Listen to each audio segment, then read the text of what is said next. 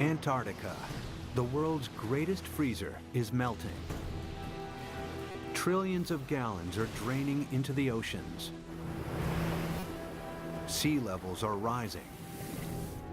It's happened before, and it's happening again right now.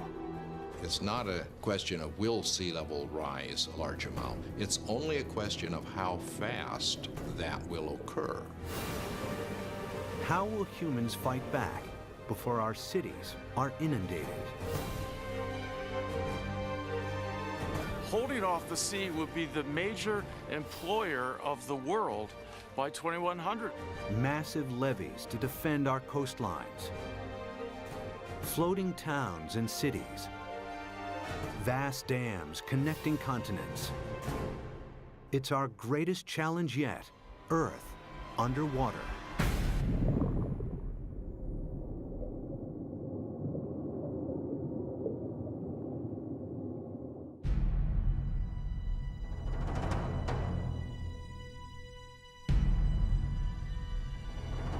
This is New York in the 24th century. Sea levels have risen by 120 feet. Manhattan is flooded. What could cause such a terrifying scenario?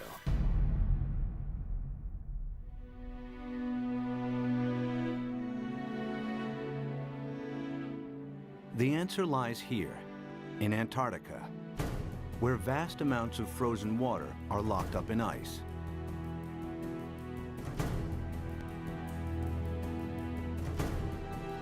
Some of Antarctica's ice sheets are more than 2 miles thick.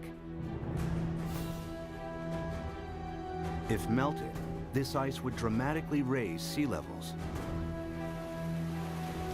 And the melting has already started. Taxi Jackson, please.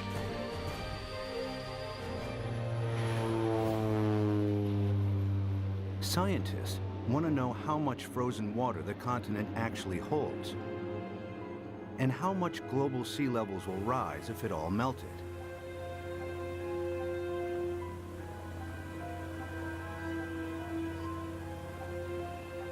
Specially equipped aircraft send radar beams deep into the ice, which reflect off the bedrock and measure the depth of the ice sheet.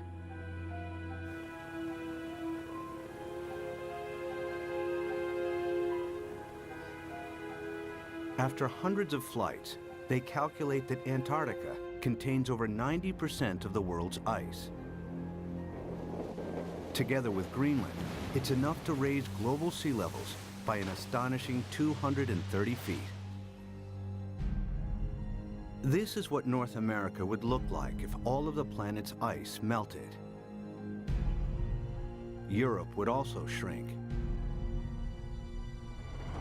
London's Tower Bridge would become a solemn monument in the sea. Berlin would be flooded, as would Paris. But how likely is such a scenario? Is sea level rise reality or myth?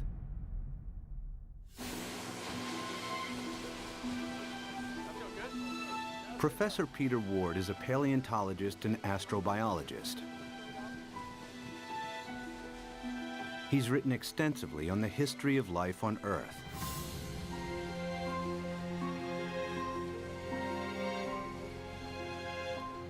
Today, Ward wants to know what would happen to our planet if sea levels rise foot by foot. Somebody give me a zip here. The journey begins in the Florida Keys, a chain of islands south of Miami.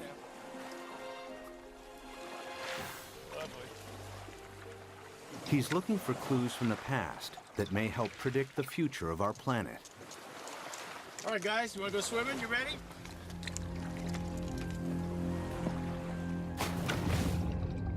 Just a few feet below sea level are banks of coral that have been at this location for over 4,000 years.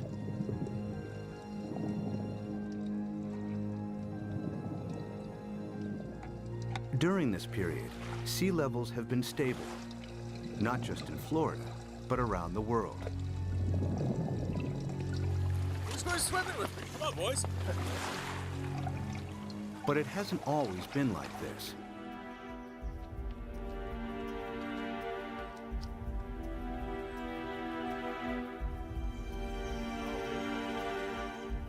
A few hundred yards from shore, Peter visits an abandoned quarry that reveals startling evidence from the past. Oh yeah, beauty. Nice. Look at this dude. Sitting right in growth position, grew straight up. Very nice. I came here at a very young 23 years of age. Our professor brought us to this quarry and said, this is a perfect reef, and it is. Look at this big coral sitting right in place. This is how corals grow straight up. And not very far offshore from us, we have these same corals living in place. And these things have to live in at least 10 feet of water. So we're sitting here. There's not been any volcanism. Nothing has lifted Florida up. How could you get this coral this high up in the air now, unless you had sea level, at least another 10 feet above this? It was the first indication to me that sea level, which I knew had gone down and come up, but I had never thought that it could be higher than it is now. If history repeats itself, our coastal cities would be inundated. Sea level rise is not a myth. It could happen again, just as it's happened before.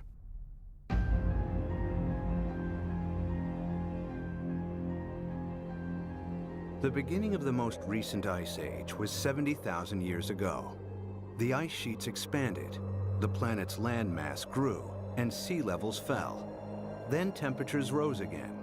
The ice receded. Sea levels climbed and eventually settled at today's coastlines.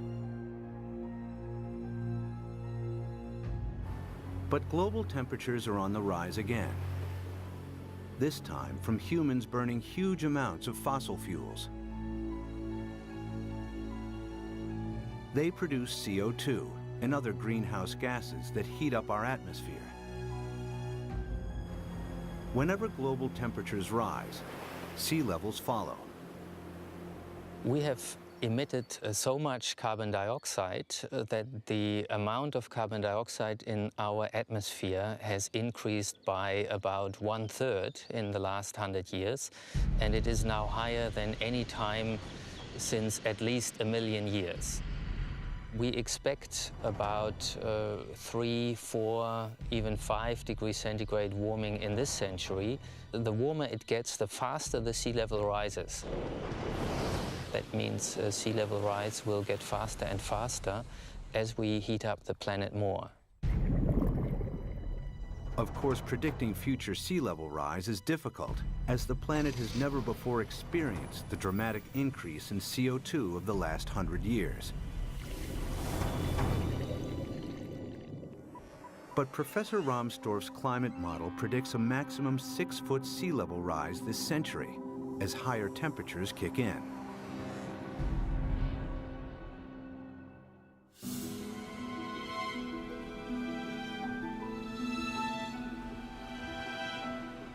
One city that would face inundation this century is Miami, Florida. Just a few feet above sea level, it has virtually no defenses against a rising ocean.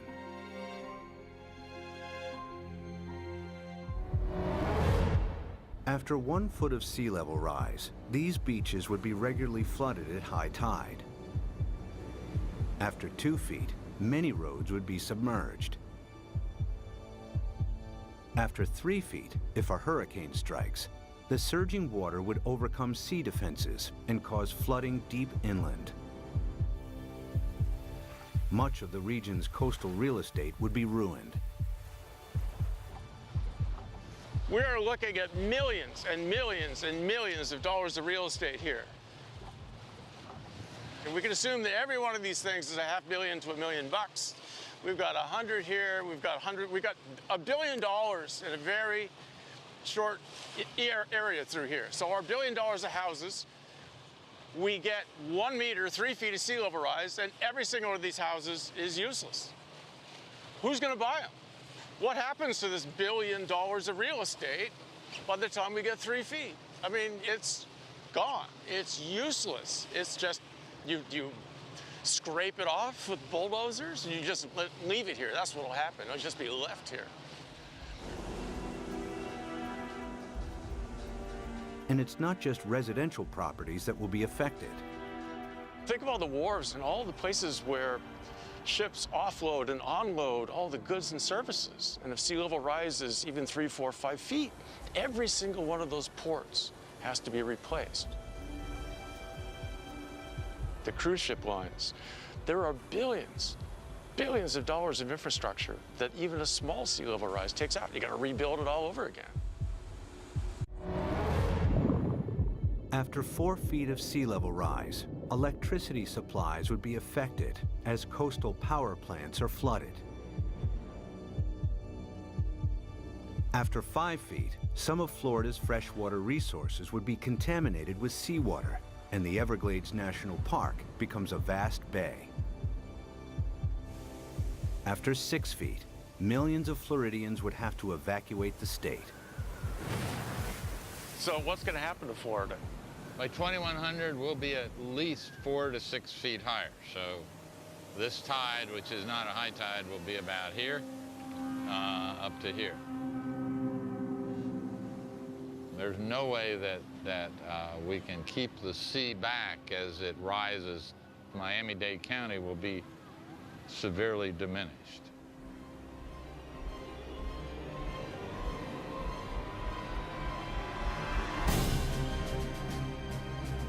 By 2100, after 6 feet of sea level rise, Miami would look like this. There's no way to prepare for this. You can't put levees around the kind of sea level rises we're in for. We're a city that's only a little over 100 years old. We became a town, an incorporated town in 1896, so we're not that old. But we may not make it for the next 100 years. The only way to prevent Miami from flooding would be to construct a vastly expensive system of levees surrounding the city. It would be a major engineering challenge, as Miami is built on porous ground that allows seawater to seep through.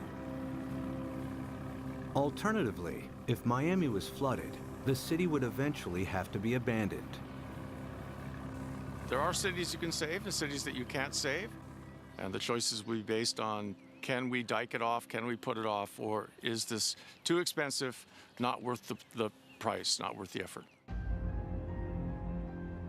One city determined to defend itself against the sea is New Orleans, Louisiana.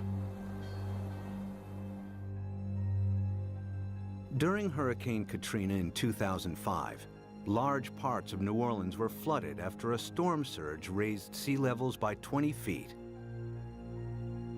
The city lies several feet below sea level. Its antiquated locks and levees weren't strong enough to hold back the rising sea. As the storm pushed the Gulf's surging waters into Lake Borgne and onwards into the city's canals, New Orleans' sea defenses broke in 50 places. We had some levee and flood wall failures in the hurricane system, and the combination of that overtopping of the levees and the flood walls that failed caused massive flooding throughout the city. About 80% of the city of New Orleans was flooded following Hurricane Katrina.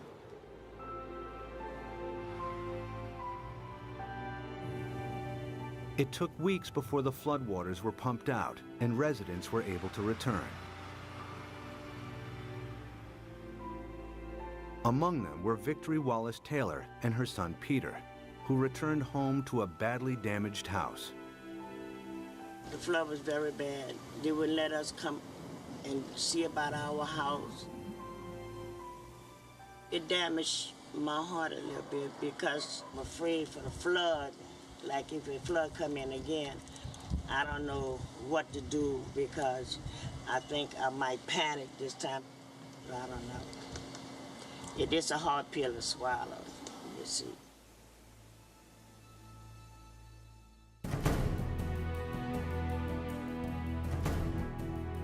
To prevent New Orleans from flooding again, the U.S. government is investing billions of dollars in the city's sea defenses. Along the riverbanks, the U.S. Army Corps of Engineers is strengthening New Orleans' levees and locks. Their work here provides future insight into the kinds of construction that may be needed to protect coastal cities around the world against rising sea levels. We learned a lot of key lessons, and some of the key lessons learned were incorporated into the designs for the Greater New Orleans Hurricane Storm Damage Risk Reduction System. And that system is a series of many different aspects. It has flood walls, it has pump stations, it has levees. There's the series that we call the multiple lines of defense.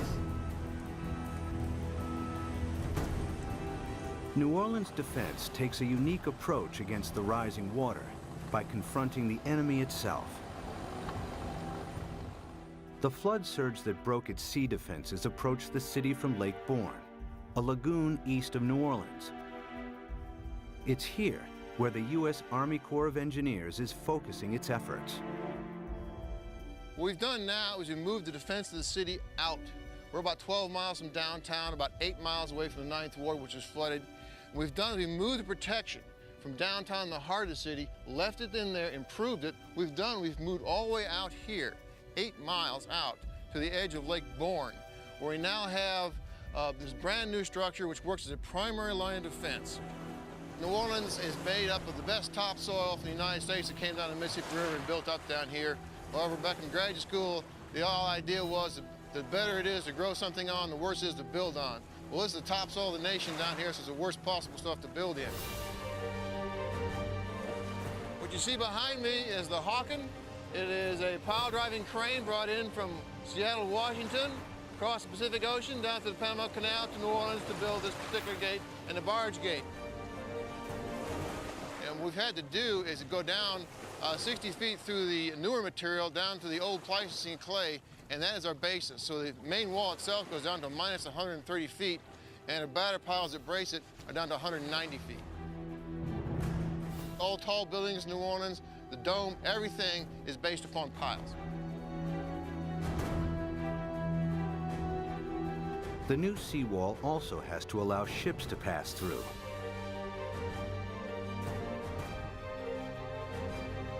Dry cofferdams are put in place to construct barge and sector gates. The concrete is poured, the dams are flooded, and the gates can be completed.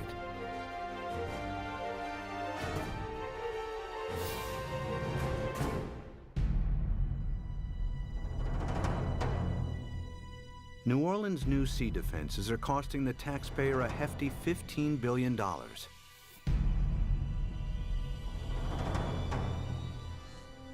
But their design only accounts for storm surges that build from sea levels today.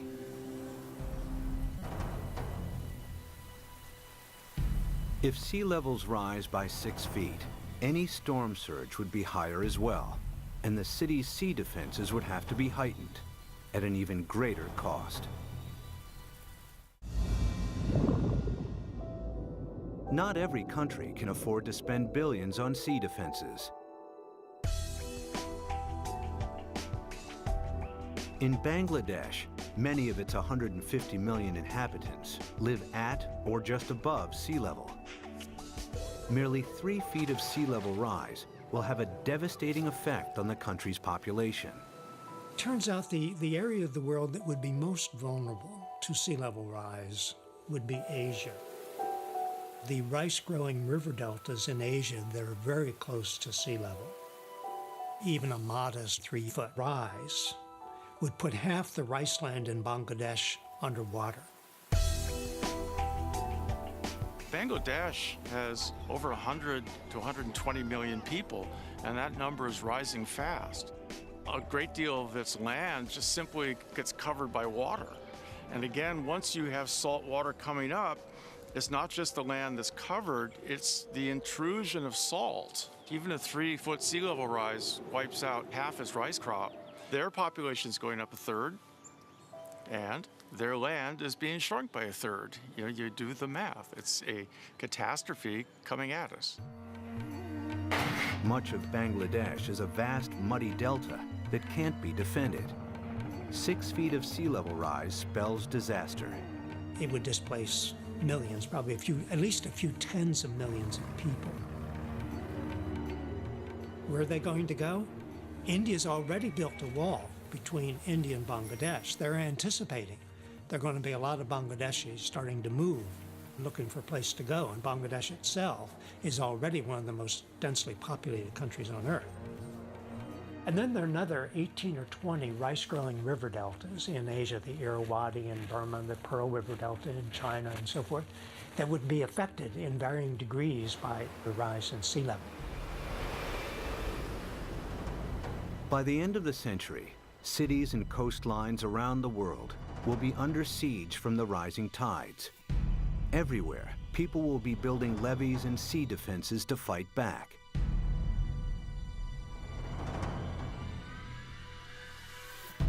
But sea level rise won't stop at 6 feet. They're likely to rise at an even faster rate. As the predicted melt of Greenland and Antarctica accelerates, exposed cities may not have time to build new sea defenses. Clues about the speed of future sea level rise are found during the time of the last ice age. As global temperatures rose, the planet's ice sheets melted into the sea. Sea levels increased by a staggering 390 feet until they settled at today's levels. How fast did this happen? The answer may help predict how quickly sea levels could rise in the next century, and how much time we have to defend our coasts. Professor Rick Mortlock is one of the world's leading experts on past sea level rise. He and his team collect fossilized coral from the seabed. In the lab, they analyze and compare the exact depth and age of each sample. A clear picture emerges of how fast sea levels rose thousands of years ago. We have two pieces of fossil coral that was recovered from drill cores off of Barbados. So by dating these samples and knowing the depth at which they were retrieved, we can use that information to create a point-by-point reconstruction of sea level for the last 20,000 years. There's one particular sea level rise of interest.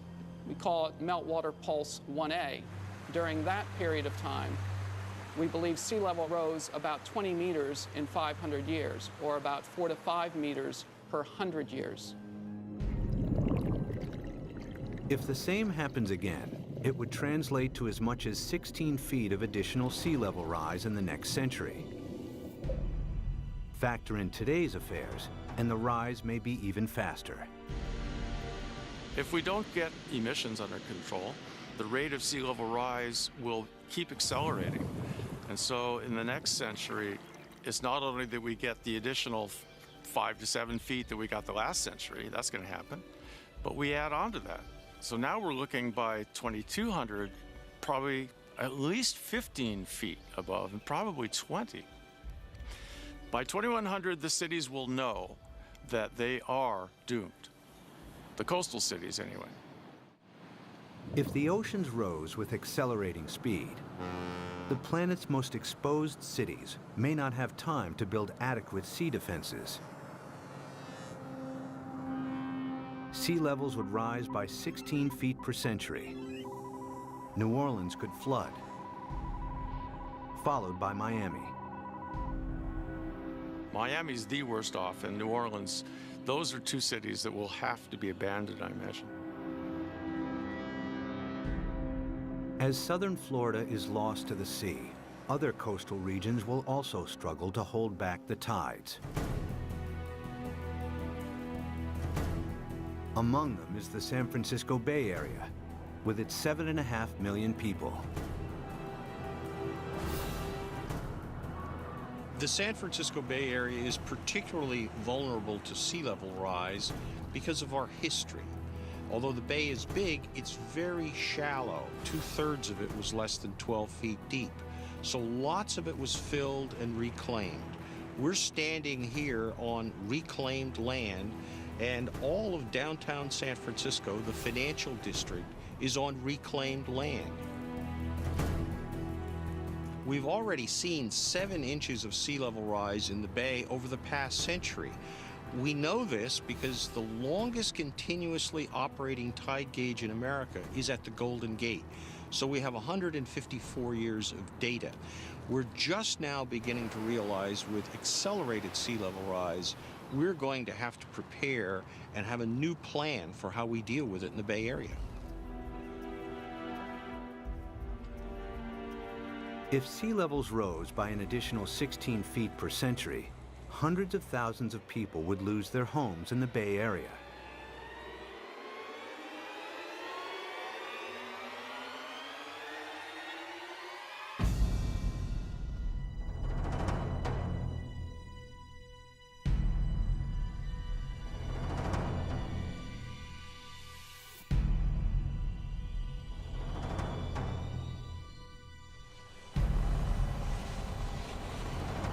To protect San Francisco Bay, levees would have to be built on a massive scale.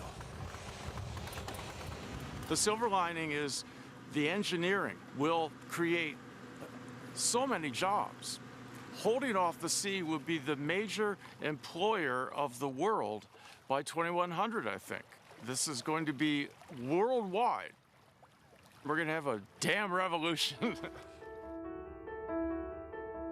The bay's entire coastline would have to be defended with levees in order to protect it.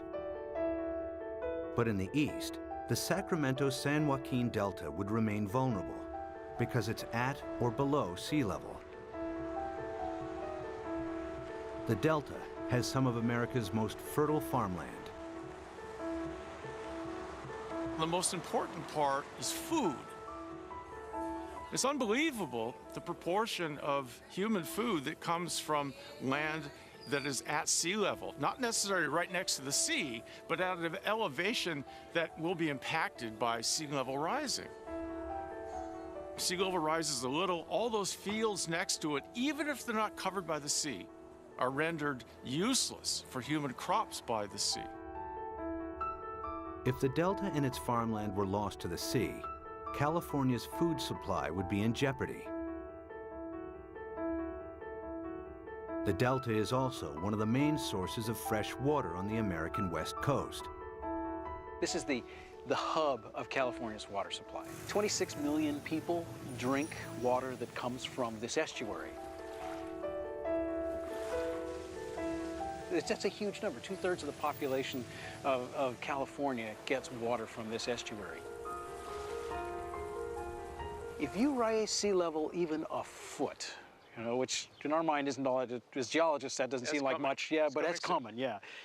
If you raise sea level a foot, the work that we've done suggests that you will salt up this end of the Delta, even if the levees all stay together, even if they don't fail. If sea levels rise by 6 feet this century, local rivers will be contaminated with salt, and California's main fresh water supply will be lost. In the next century, after an additional 16 feet, the entire delta will be claimed by the sea.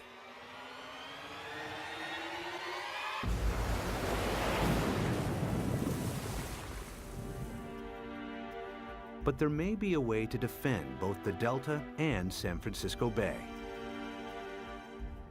San Francisco is among the best, easiest to save. The most radical solution would be putting a big dam right across the bay under the Golden Gate Bridge. On the ocean side, the sea is about 130 feet deep. Building a dam would be controversial and would turn the bay into a freshwater lagoon. But at a time of intense sea level rise, some may consider this the best option.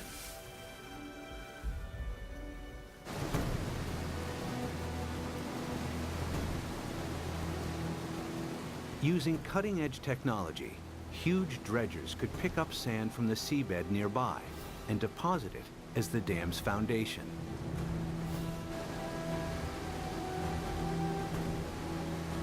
The dam's shallow incline would ensure maximum stability against earthquakes, breaking the power of the ocean waves with ease.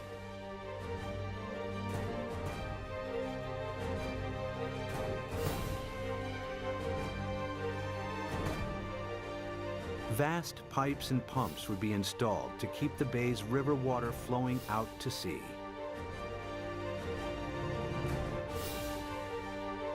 The Golden Gate Dam would cost $2.5 billion and could be heightened to deal with any sea level rise in the future. San Francisco and the Bay Area would be saved.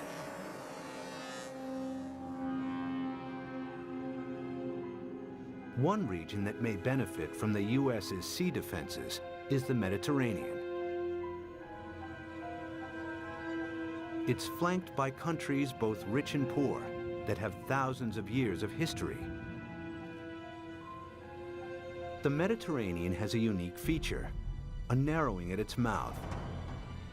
The Straits of Gibraltar are between 10 and 20 miles wide, stretching from southern Spain to Africa. A dam could keep the rising water of the Atlantic separate from the Mediterranean. There's been a plan since World War II, for instance, to put a dam between the Rock of Gibraltar and Morocco on the African side. A dam big enough that sea level rise does not affect the Mediterranean. But building a dam here has one major drawback. Every year, the Mediterranean loses 2 feet of sea level through evaporation that is compensated by the inflow of water from the Atlantic. The dam would cut this off. In the case that you build a dam in the Gibraltar Straits, there will not be the flow of water from the Atlantic. So in the case that you cut the flow, so there will be a evaporation, there will not be compensation, and there will be a permanent drop of the water level. After years of evaporation, the Mediterranean would turn into a stagnant saltwater lake. Eventually, the sea would dry out.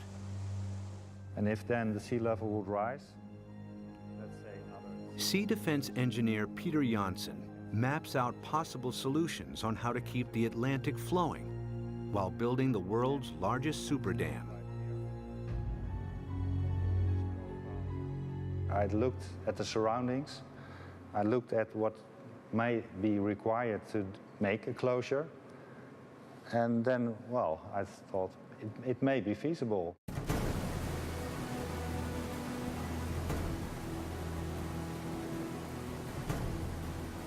One of Janssen's solutions is to use the same building techniques applied to the Golden Gates.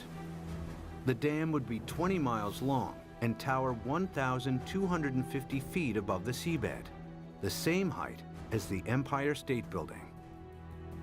Another solution is to keep the natural flow of the Gibraltar Straits. Huge amounts of Atlantic surface water will flow into the Mediterranean. At a much lower depth, some of the Med's saltier water will be pumped back out again, keeping the sea's salt and sea level stable.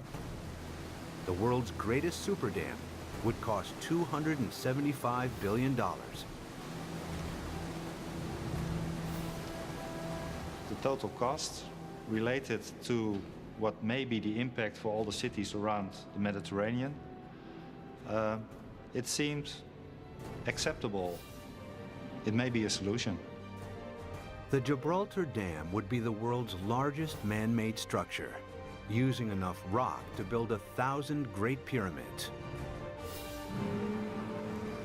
Although the dam would cut off the migration of marine life between the Med and the Atlantic, it would save the entire Mediterranean coastline from flooding. It's certainly technologically possible. The old cradle of civilization becomes really the center of civilization. They would be the last coastal cities never affected by sea level rising.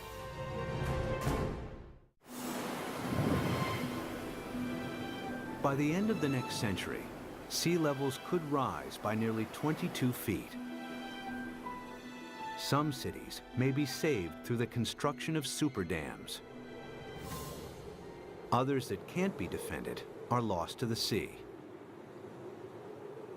Exposed countries too poor to build defenses are flooded. Around the world, hundreds of millions are displaced. It's likely that by the 23rd century, the ice sheets will melt at an even faster rate, and that the oceans will rise with increasing speed. The planet's growing population and a continuing hunger for cheap energy could make it worse. The problem that I see again is the number of people. Every new person is going to want housing. Every new person is going to need food, obviously, and want transportation. Let's say that all of us cut our gas emissions. So 6.5 billion of us cut down by a third all our usage, and then we raise the population by a third. All those new people are just adding back to what we've cut away. Some scientists believe that our CO2 levels could quadruple over the next centuries. It would mean reaching CO2 levels last seen over 50 million years ago, when there was no ice on the planet and when sea levels were more than 230 feet higher than today. In the worst case, if we are so foolish as to burn all the fossil fuels so that carbon dioxide increases to more than 1,000 parts per million, then there's no question we will melt all the ice on the planet, which would mean a 75-meter or almost 250-foot rise in sea level. It's not millennia. It's not going to take thousands of years. The forcing of humans is so large that it will do the whole job within a timescale of centuries, I believe. This is the worst-case scenario. CO2 levels triple, global temperatures dramatically increase, and the Antarctic rapidly melts. The world's coastlines are eroded as sea levels rise by an additional 50 feet by the end of the 23rd century. One rich city that would struggle to defend itself is London, Western Europe's largest metropolis. Its main river, the Thames, is tidal, and water levels vary by up to 22 feet. The Thames barrier defends the city against storm surges from the sea.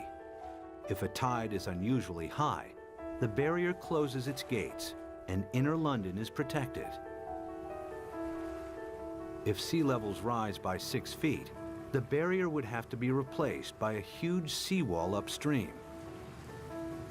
But if they rise by 50 feet per century, there may not be enough time to build adequate sea defenses. It would be a disastrous situation. It would mean you simply can't inhabit the coastal areas because you will have a continually changing sea level. So we really do not want to go down that path.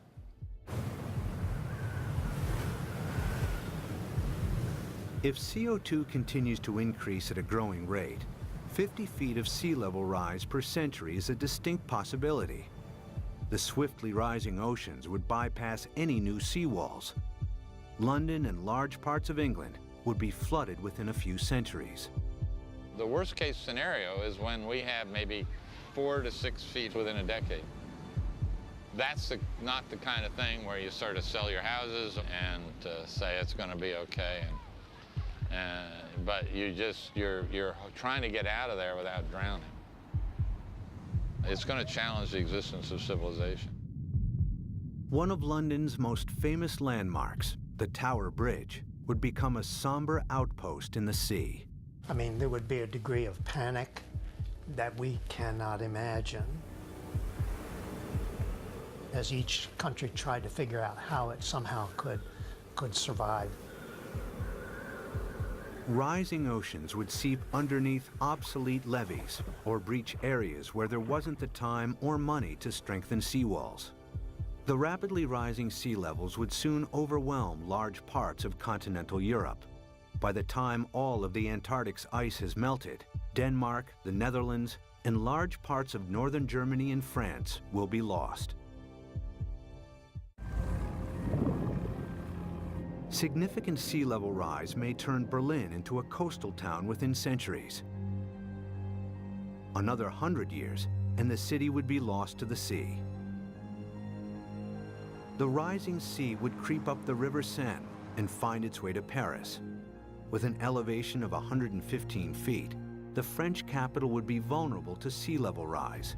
After all of the planet's ice is melted, it will flood. The affluent countries would try to protect their borders against millions and millions who would be leaving the areas most severely affected. But the stresses associated with migration on this scale are unimaginable. The meltdown of the planet's ice sheets would completely transform our world. But even as our coasts are pushed back by the rising oceans, resourceful humans would try to adapt.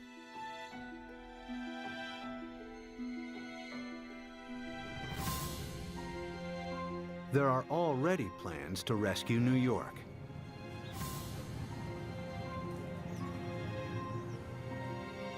Manhattan Island is flanked by two fast-flowing tidal rivers.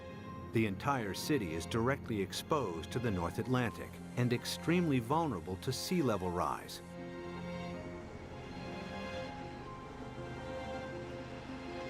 Professor Malcolm Bowman is an oceanographer and expert on the effects of sea level rise in New York.